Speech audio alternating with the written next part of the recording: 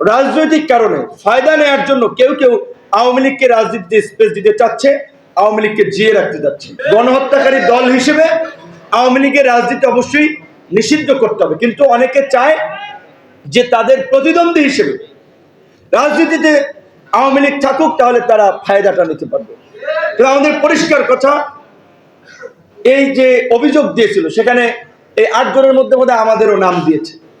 কারণ এইটা তো সবাই জানে যে এই গণ আন্দোলনের এবং এই ছাত্র যুবক তরুণদেরকে 18 সাল থেকে আজকে পর্যন্ত নিয়ে আসা, আজকে যারা অনেকে উপদেষ্টা হয়েছেন, অনেকে গুরুত্বপূর্ণ দায়িত্বে আছেন, তাদের প্রত্যেকেই চেনেন।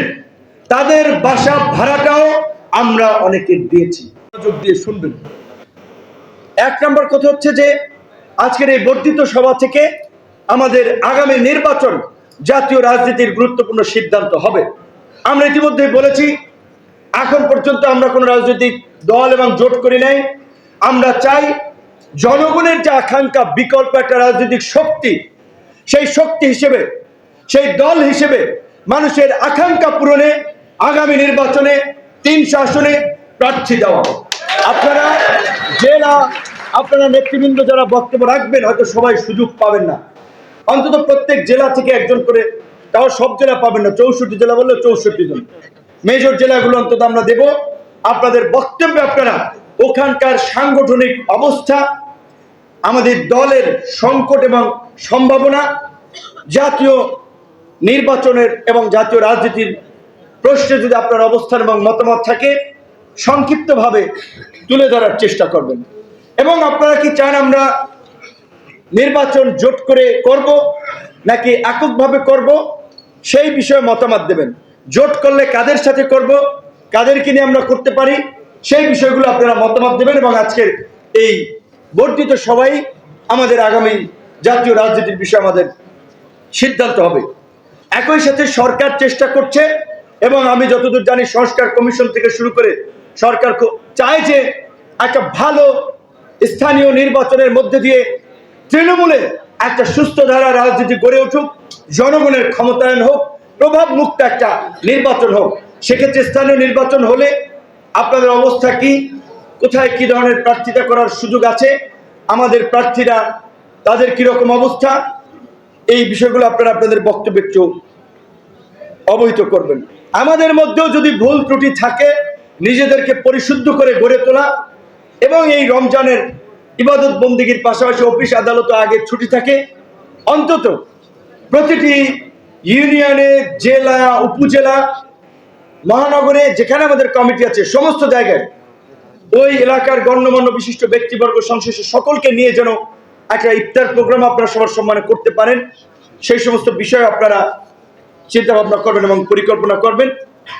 এবং বিশেষ করে আরেকটি নির্দেশনা আপনাদেরকে দিতে চাই সর্বশেষ, এবং আমার কথার পরে আমাদের কিছু নেতৃবৃন্দ সাংগঠনিক সুনির্দিষ্ট বিষয়ে কথা বলবেন কয়েকজন, তারপরে আপনারা মতামত দেওয়ার সুযোগ পাবেন। এবং আমরা বলছি জাস্ট শেষ 1 ঘন্টা আমাদের কিছু কেন্দ্রীয় নেতৃবৃন্দ আবার বলবে।